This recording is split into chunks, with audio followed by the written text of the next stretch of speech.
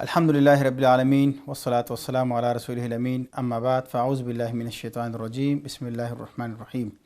وما ارسلناک الا رحمۃ للعالمین بسم اللہ الرحمن الرحیم رب اشرح لی صدری ویسر لی امری واحلل عقدۃ من لسانی یفقہوا قولی صدق اللہ العظیم۔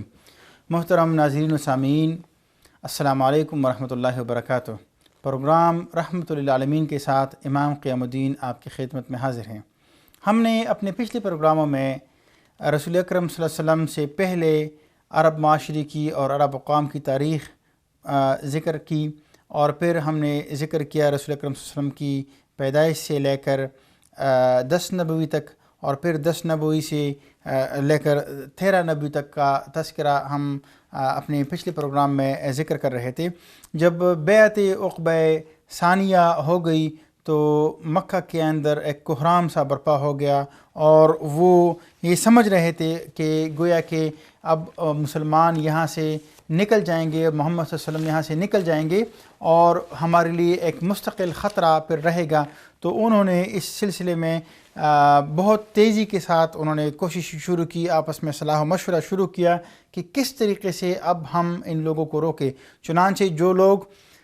مکہ معظمہ چھوڑ رہے تھے اور وہ ہجرت کر رہے تھے تو ان کی سرتوڑ کوشش رہی کہ وہ ان کو روکے، اور طرح طرح سے ان کو راستے میں ان کے مزاحم رہے اور ان کو جانے نہ دے،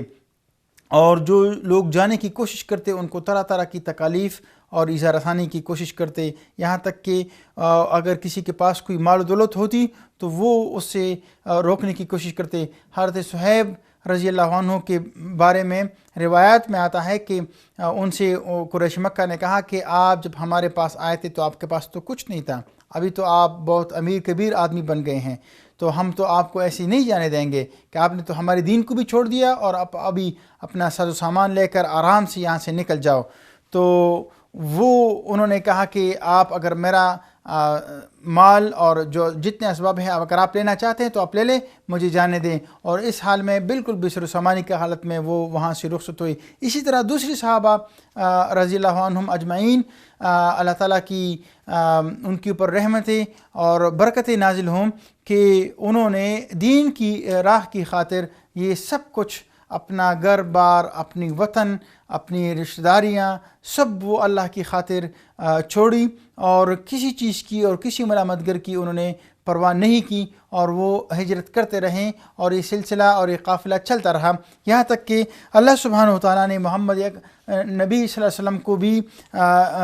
ان سب حالات کے پر نظر رکھے ہوئے تھے، اور جبرائیل امین مسلسل اور نبی اکرم صلی اللہ علیہ وسلم کے پاس وحی اور قرآن کا نزول ہوتا رہا، یہاں تک کہ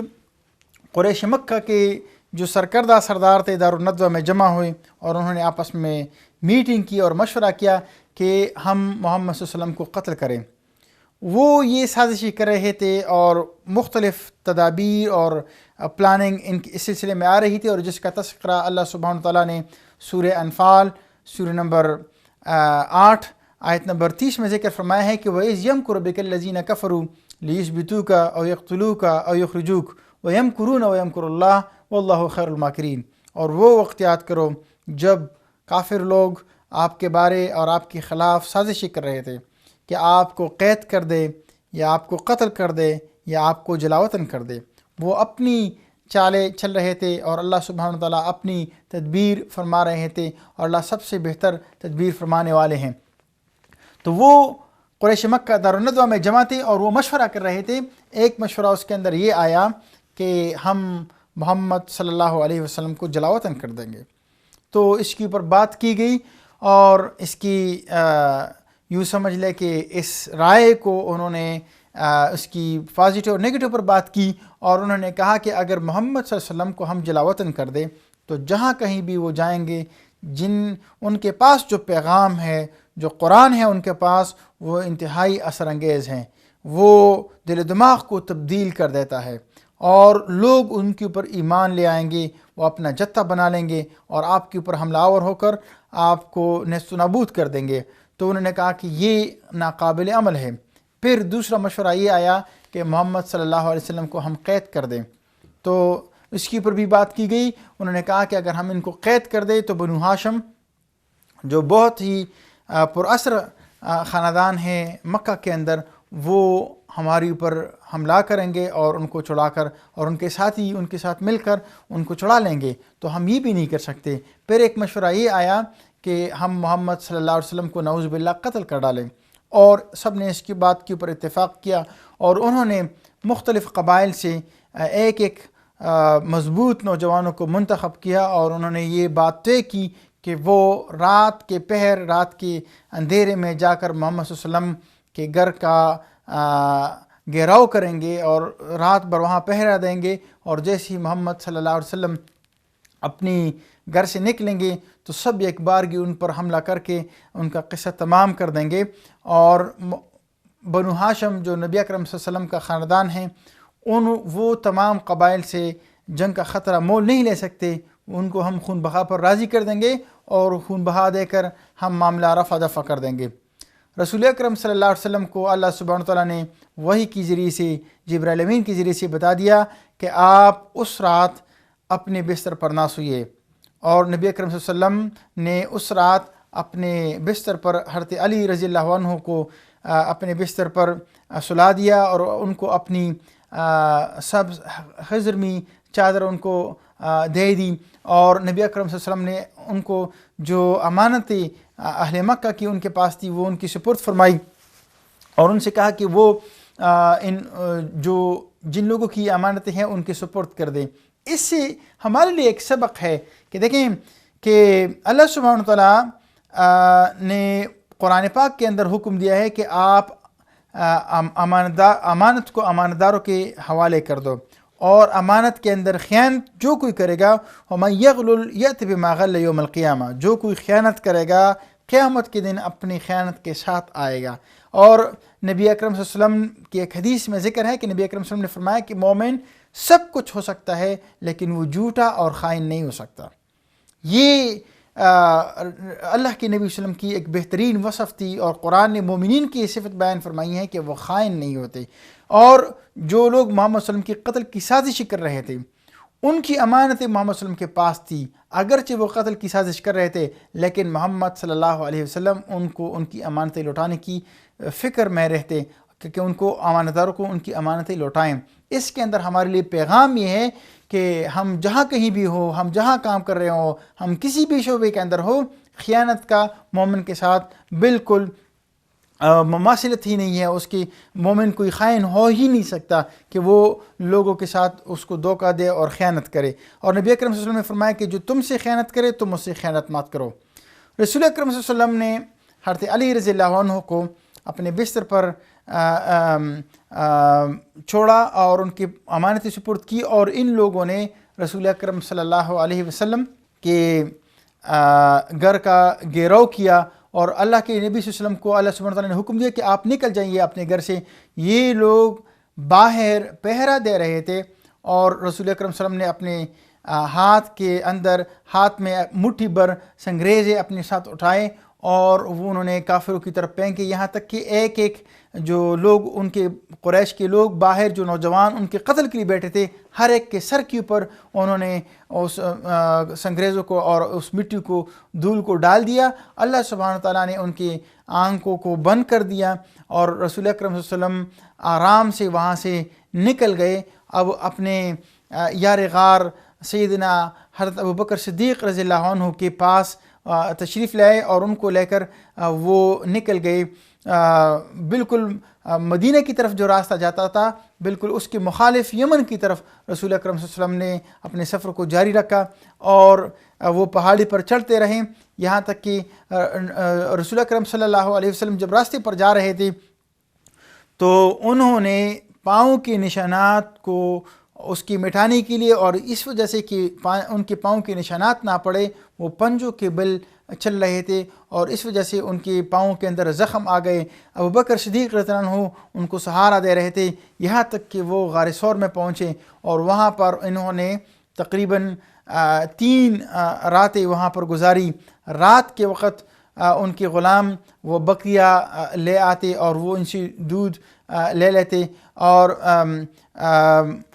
ان کے بیٹے ابوبکر صدیق رضی اللہ عنہ کے بیٹے ان کو رات کے وقت ان کے پاس آتے جب اندھیرا چھا جاتا اور ان کو خبریں پہنچاتے، اور صبح سویرے اجالا ہونے سے پہلے وہ قریش مکہ کے لوگوں کے پاس آتے اور ان سے گویا کہ یہ ظاہر کرتے کہ انہوں نے رات یہیں پر گزاری ہے، اور اس طریقے سے ان کو پل پل کی خبریں پہنچتی رہتی کہ کیا سرگرمیاں ہو رہی ہیں پیچھے محمد صلی اللہ علیہ وسلم کے مکہ سے نکلنے کے بعد۔ جب وہ لوگ جو محمد صلی اللہ علیہ وسلم کے گھر کے باہر پہرا دیے ہوئے تھے، وہ ان کے اوپر صبح کا اجالا ہو گیا اور وہیں بیٹھے رہے کہ ایک نامعلوم آدمی ان کے پاس آیا اور ان سے کہا کہ آپ کس لیے بیٹھے ہیں؟ تو انہوں نے کہا کہ ہم محمد صلی اللہ علیہ وسلم کے انتظار میں بیٹھے ہیں، اور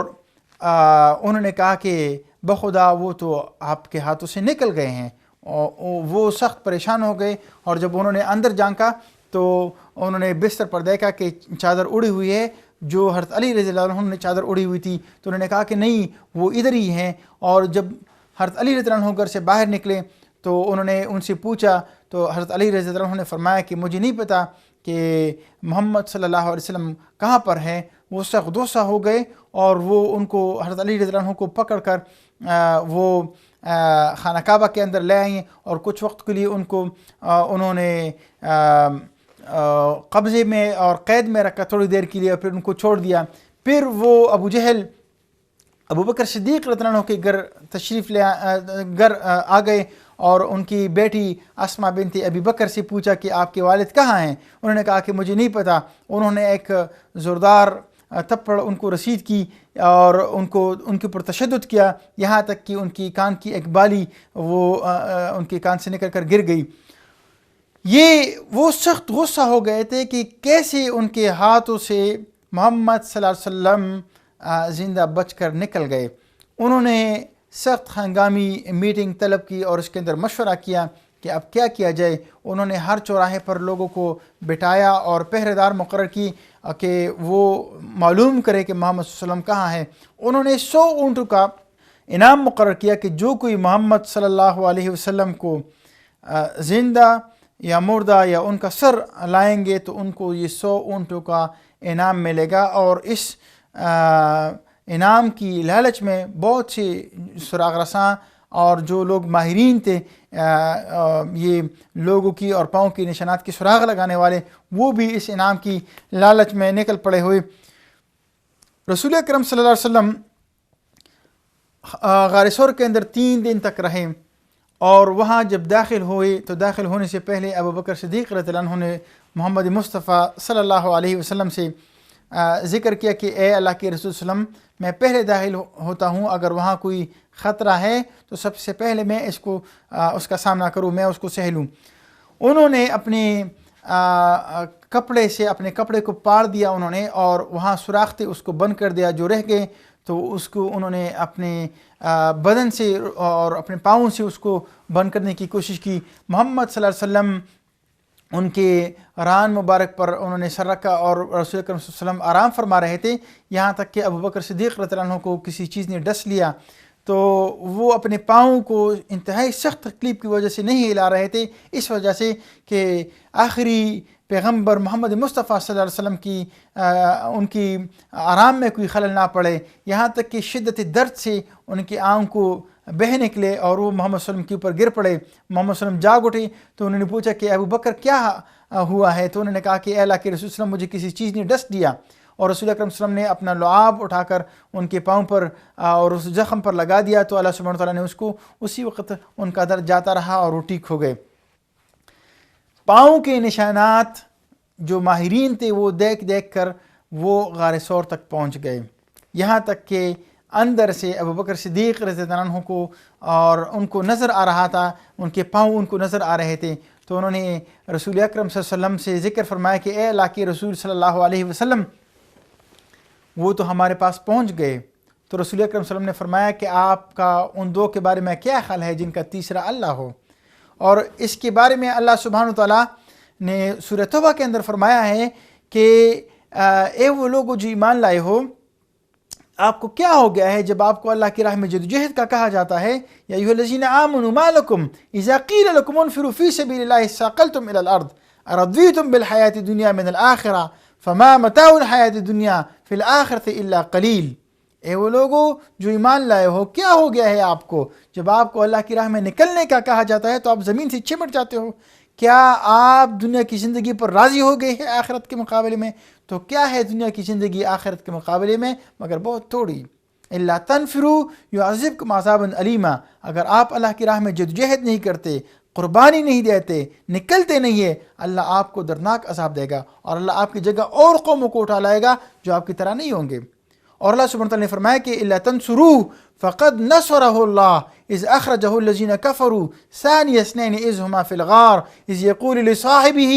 لا تحزن ان الله معنا فانزل الله سكينته عليه وايده بجنود لم تروها وجعل كلمة الذين كفروا السفلى وكلمة الله هي العليا والله عزيز حكيم۔ اور وہ وقت یاد کرو اگر آپ اللہ کی دین کی مدد نہیں کرتے، اگر آپ اللہ کی دین کے لیے قربانی اور جدوجہد اور کوشش نہیں کرتے، تو یاد رکھو اللہ نے تو اس وقت بھی اپنی دین کی مدد کی جب وہ 2 میں سے 2 تھے اور وہ غار میں سے تھے، اور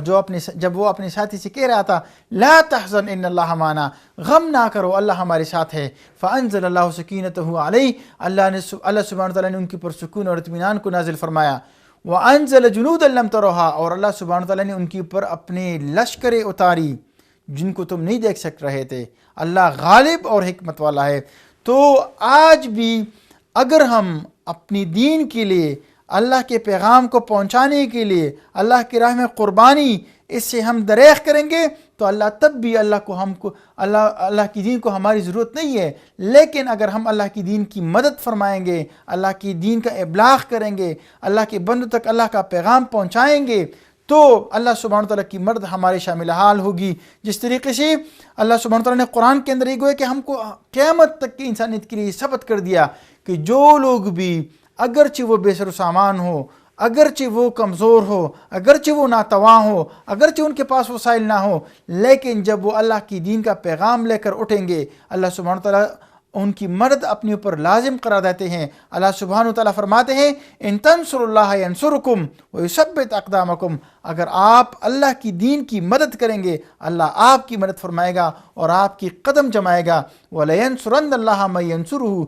إِنَّ اللَّهَ لَقَوِيٌّ عَزِيزٌ، جو کوئی اس کی دین کی مدد کرتا ہے اللہ سبحانہ تعالیٰ اس کی ضرور مدد کرے گا۔ اللہ تعالیٰ غالب اور قوت والا ہے۔ تو اللہ سبحانہ تعالیٰ نے تو اپنی دین کی اس وقت مدد کی تھی جب وہ 2 میں سے 2 تھے، جب وہ غار میں تھے۔ اللہ سبحانہ تعالیٰ نے کافروں کو ان کی طرف سے لوٹا دیا اور وہ ناکام و نامراد رہے۔ 3 دن 3 راتیں غار ثور میں گزارنے کے بعد رسول اکرم صلی اللہ علیہ وسلم انہوں نے مکہ کی طرف اپنا سفر، مدینہ کی طرف، یثرب کی طرف اپنا سفر جاری رکھا، یہاں تک کہ مشرکین مکہ انہوں نے اپنے جاسوس پہ لائے ہوئے تھے، اور سراقہ ابن مالک جو ایک قبیلے کا سردار تھا اور جو یہ سراغ رسانی کے اندر وہ بہت ماہر تھے، انہوں نے جب اس انعام کے بارے میں سنا تو انہوں نے اپنی لونڈی جو ان کی ایک نوکرانی تھی ان سے ذکر کیا کہ وہ ان کا گھوڑا اور ان کا جو ترکش اور تیر اور کمان ہے وہ گھر کے باہر ان کو مکہ سے باہر لے جائیں۔ وہ یہ چاہ رہے تھے کہ کوئی میرے ساتھ اس انعام کے اندر شریک نہ ہو، اور وہ گھر کے پیچھے کی طرف سے وہ نکلے تاکہ کسی کو کانوں کان خبر نہ ہو، اور وہ اسی طریقے سے نشانات کو دیکھتے ہوئے وہ چل پڑے اور محمد صلی اللہ علیہ وسلم کی تلاش میں نکل پڑے۔ وہ محمد صلی اللہ علیہ وسلم کو تلاش کرتے رہے۔ اسی دوران ابو بکر صدیق رضی اللہ عنہ کے خادم ان کے لیے 2 سواریاں لے آئیں، اور رسول اکرم صلی اللہ علیہ وسلم سواری کے اوپر آگے بیٹھتے اور ابو بکر صدیق رضی اللہ عنہ محمد صلی اللہ علیہ وسلم کے پیچھے بیٹھتے سواری کے اوپر۔ ابو بکر صدیق رضی اللہ عنہ ان کی عمر میں بڑھاپے کے آثار نمایاں ہو گئے تھے، جبکہ رسول اکرم صلی اللہ علیہ وسلم ان کے اندر جوانی کے ابھی آثار تھے۔ تو جو کوئی راستے پر آتا تو اس وقت عرب کے معاشرے کے اندر بزرگوں کو زیادہ وہ عزت اور احترام کی نظر سے، اگر کوئی اجنبی آدمی بھی ہوتا تو اس کی طرف اس کی توجہ جاتی۔ تو اگر راستے پر کوئی آدمی ملتا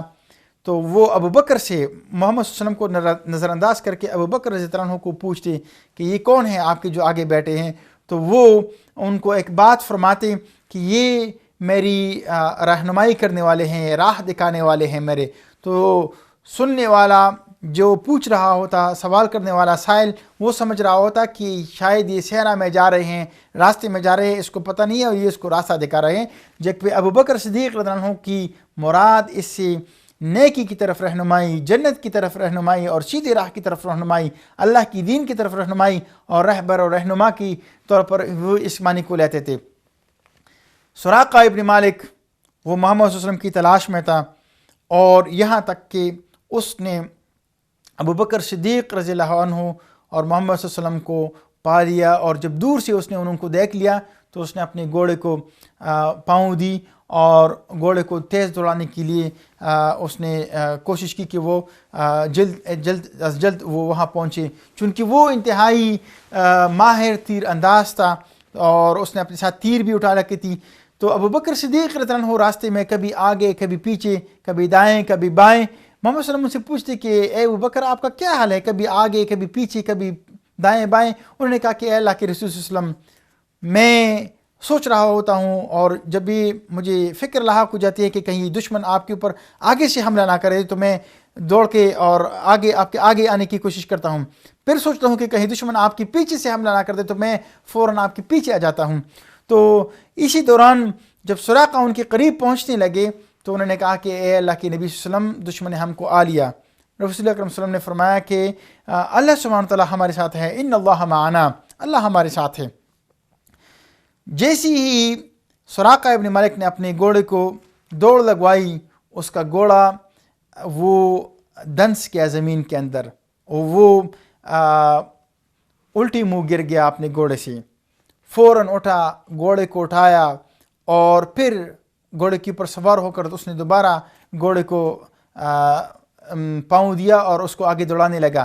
تھوڑی ہی دیر چلا تھا کہ اس کا گھوڑا دوبارہ زمین کے اندر دنس گیا. فوراً پھر اٹھا اور اپنے گھوڑے کو اٹھایا، اس کے اوپر سوار ہو گیا اور پھر دوڑانے لگا، یہاں تک کہ تیسری مرتبہ اس کا جو گھوڑا تھا وہ انتہائی پتریلی زمین پر آ گیا تھا. مطلب یہ ہے کہ وہاں دنسنے کی کوئی تکی نہیں بنتی، سواری نہیں بنتا کہ وہاں اس پتریلی زمین پر اس کا گھوڑا دنس جائے. لیکن تیسری مرتبہ وہ انتہائی قریب پہنچ کر پتریلی زمین پر اس کا گھوڑا دنس گیا زمین کے اندر، اور وہ سمجھ گیا کہ محمد صلی اللہ علیہ وسلم کی غیبی مدد کی جا رہی ہے. تو جیسی ہی وہ اٹھا تو اس نے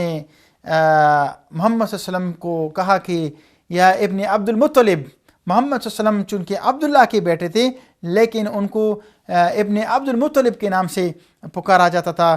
قریش مکہ اور مکہ کے لوگ ان کو ابن عبد المطلب کا بیٹا، چونکہ وہ تو ان کے دادا تھے لیکن ان کے نام سے ان کو پکارا جاتا. انہوں نے اس کو کہا کہ یا ابن عبد المطلب مجھے پناہ دے دے، عفو عنی، مجھے معاف کر دے. انہوں نے کہا کہ میں نے آپ کو معاف کر دیا. انہوں نے کہا کہ میرے لیے لکھ دو، اکتب لی، میرے لیے لکھ دو. تو ابو بکر صدیق رضی اللہ عنہ کو رسول اکرم صلی اللہ علیہ وسلم نے فرمایا کہ یا ابا بکر اکتب لہو، اس کے لیے لکھ دو، اس کے لیے امان لکھ دو. تو رسول اکرم انہوں نے ایک ہڈی کے ایک ٹکڑے پر ان کے لیے لکھ دی کہ محمد صلی اللہ علیہ وسلم نے سراقہ بن مالک کو امان دے دی. اور رسول اکرم صلی اللہ علیہ وسلم نے اس وقت سراقہ بن مالک سے فرمایا کہ اے سراقہ، اس وقت تمہاری کیا حال ہوگا جب کسرا کے گنگن آپ کے ہاتھوں میں ہوں گے. انہوں نے بہت حیرانگی سے پوچھا کہ کسرا فارس، کیا فارس کا وہ کسرا، اس کا تذکرہ آپ کر رہے ہیں جو ایک عظیم الشان سلطنت کا بادشاہ ہے، اس کا تذکرہ کر رہے ہیں آپ؟ محمد صلی اللہ علیہ وسلم نے فرمایا کہ ہاں، اور اس کی گن آپ کے ہاتھوں میں ہوں گے، اس وقت کیا حال ہوگا آپ کا.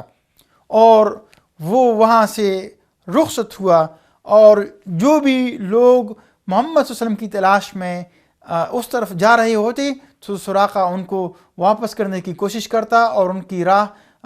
دوسری راہ کی طرف ان کو پھیرنے کی کوشش کرتا کہ تاکہ وہ اس طرف نہ چلے جائیں. اس طرح رسول اکرم صلی اللہ علیہ وسلم مکہ سے بحفاظت اللہ سبحانہ وتعالیٰ کی تائید و نصرت کے ساتھ وہ وہاں سے نکلے اور وہ مدینہ پہنچنے لگے.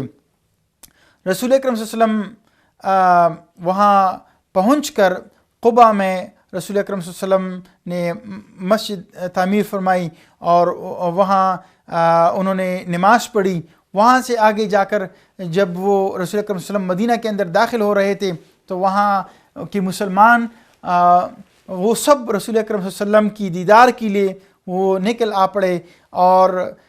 مدینہ کی بچیاں وہ ترانے گا رہی تھی اور شکر ادا کر رہی تھی اللہ سبحانہ و تعالیٰ کی, اور وہ یہ مشہور اشعار پڑھ رہے تھے کہ طلع البدر علینا, یہ اشعار وہ پڑھ رہی تھی اور وہ دب بجا رہی تھی, اور مدینہ کی گلیوں کے اندر خوشی کا ایک سما تھا. اور رسول اکرم صلی اللہ علیہ وسلم جس اونٹنی کے اوپر سوار تھے, ہر ایک کی اور ہر ایک مسلمان اور ہر ایک صحابی کی یہ چاہت تھی کہ رسول اکرم صلی اللہ علیہ وسلم ان کے گھر تشریف لے آئیں اور ان کے ہاں ان کا قیام ہو. لیکن رسول اکرم صلی اللہ علیہ وسلم نے فرمایا کہ یہ اونٹنی اللہ سبحانہ تعالیٰ کے حکم سے جس گھر کے سامنے رکے گی وہیں پر میں رہائش اختیار کروں گا. پورے معاشرے کے اندر, پوری مدینہ کے اندر جو مدینہ یثرب کہلاتا تھا, محمد صلی اللہ علیہ وسلم کے آنے کے بعد وہ مدینۃ النبی صلی اللہ علیہ وسلم کے نام سے وہ مشہور ہو گیا, اور آج بھی ہم اس کو مدینہ منورہ کے نام سے یاد کرتے ہیں. انشاءاللہ ہم اپنے اگلے پروگرام میں اور تفصیل کے ساتھ آپ کی خدمت میں حاضر ہوں گے. آج کے لیے آپ سے اجازت چاہیں گے. وآخر دعوانا الحمدللہ رب العالمین.